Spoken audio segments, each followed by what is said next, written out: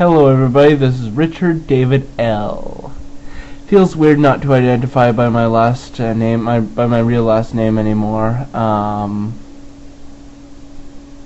Hey, what's wrong with this camera? Why is it like all dark in the background? I mean, like, I don't know. Maybe the light on my lamp just isn't as bright as it used to be. But when I first started using those compact fluorescent lights, you used to be able to see everything in the background behind me.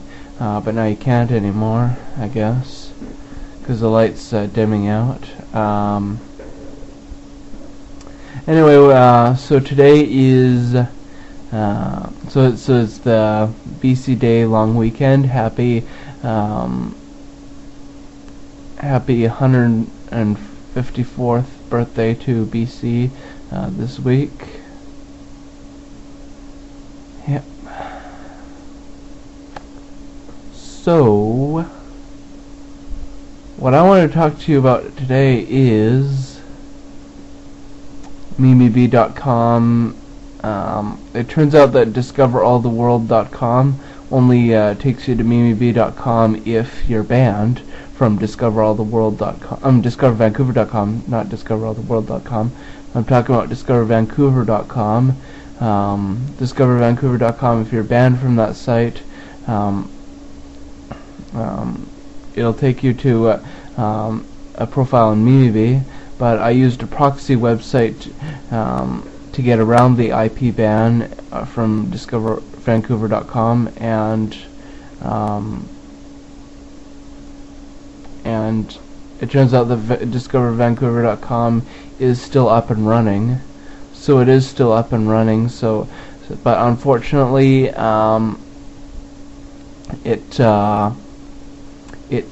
is. How should I put this? Guests have to be guests are moderated, which means that your posts won't show up immediately. They have to be approved by an administrator. Same thing over at thevancouverforum.com. So both DiscoverVancouver.com and thevancouverforum.com guests now have to have their posts approved, and registered users have to have their accounts approved, and also over at DiscoverCL.net and DiscoverAllTheWorld.com, guests can't post, and all new members have to be approved, and well, it's pretty much the same thing at MimiBee.com. All new members have to be approved, but the only difference is the only of those 5 sites that I'm welcome at is MimiBee.com.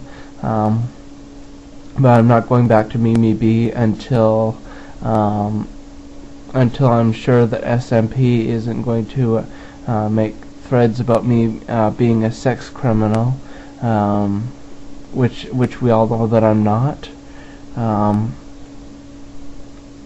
I looked on there and I thought for sure that there was going to be at least one thread made by SMP about me, and can't remember what that thread was, but it turned out that there was no mention of my last name or my real name or whatever. So all is forgiven, all is forgotten, I guess, until the next time he decides to stop taking his meds. Speaking of meds, I've been taking my meds, and I've been behaving myself and not making any threats towards anybody. Believe me, there were times today that I wanted to beat up some old bitch or make some threat towards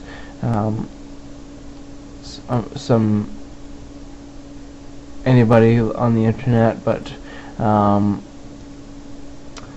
I didn't, and I just held it all in like I'm supposed to. You're supposed to hold it in. Yep. You're supposed to keep your comments to yourself, like a well-behaved individual with integrity and and dignity and class and grace and all that other stuff. Yep. But then again, wouldn't it be nice if we could just all just say what's on our minds? I don't have anything on my mind right now, but if I did have something on my mind, like if I, like it would be nice if I could randomly say the N-word at any guy that at any black guy that I see, or any black girl that I see, or if I could say the C-word any woman that I feel like saying the C-word to. You know, can't do that, I guess. So I won't, and so I haven't been.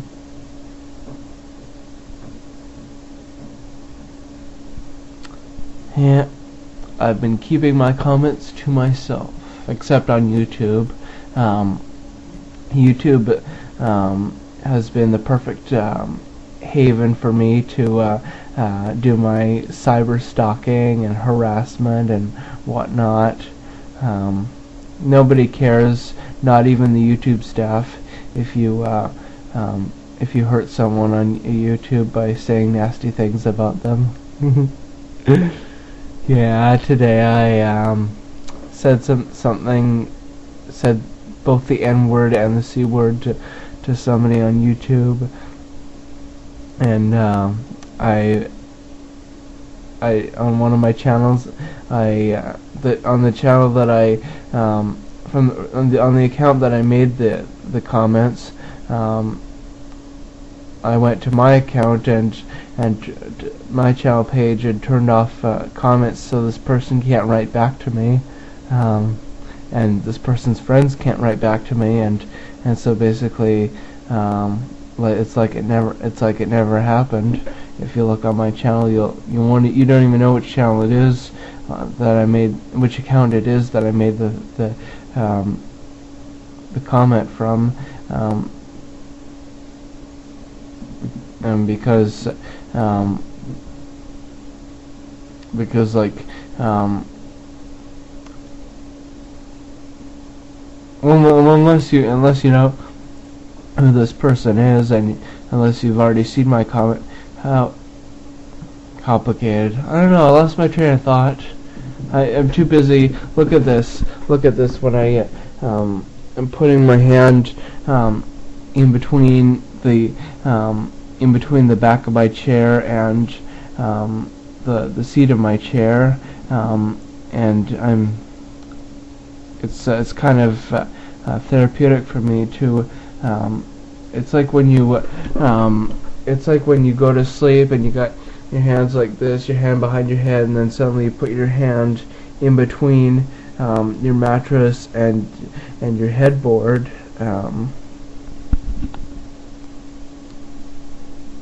Weird, huh?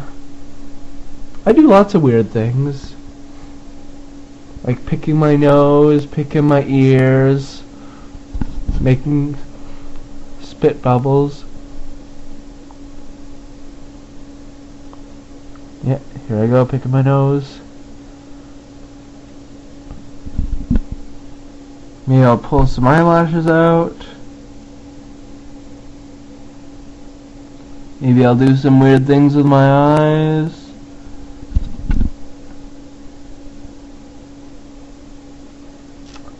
Maybe I'll turn the camera up. No, I'm not going to turn the camera upside down because I hate seeing myself upside down. I am absolutely terrified of seeing myself upside down. Yeah, seeing myself upside down is the absolute most terrifying thing I could be doing. What else do I want to talk about? Oh yes,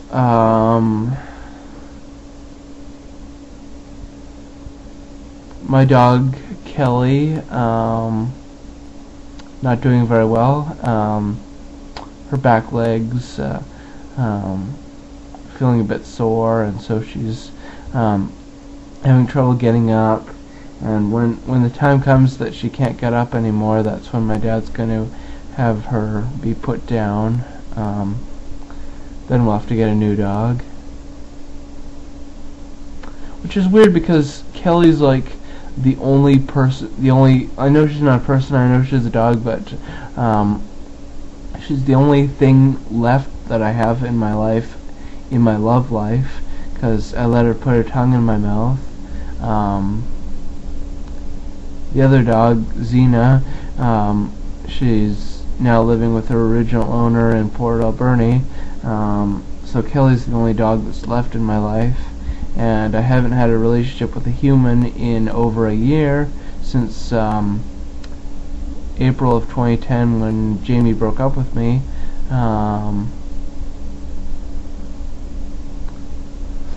So yeah, it's I'm all alone. I mean, if Kelly dies, I'll be all alone. And I'm gonna have to start dating again. I'm gonna have to go back to Plenty of Fish and start dating again. You see, there's actually no new relationships. I'm not supposed to have any new relationships in my first year of sobriety. So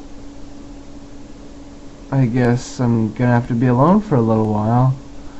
Just keep going to my meetings and yeah, just gonna keep going to my meetings so I don't feel so lonely, or roamery, as Grandpa P from DiscoverVancouver.com would put it, due to a typing error.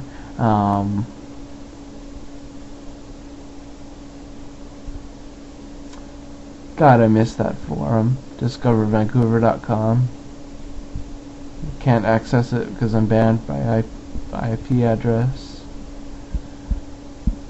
See, I ramble on and on about different things that have nothing to do with each other. Yeah, the people in my AA group on Monday and Thursday nights, those are my real life friends, okay? I can't talk to them about my online world. I can't talk to them about the fact that I have over 10,000 YouTube video logs. I can't talk to them about the fact that I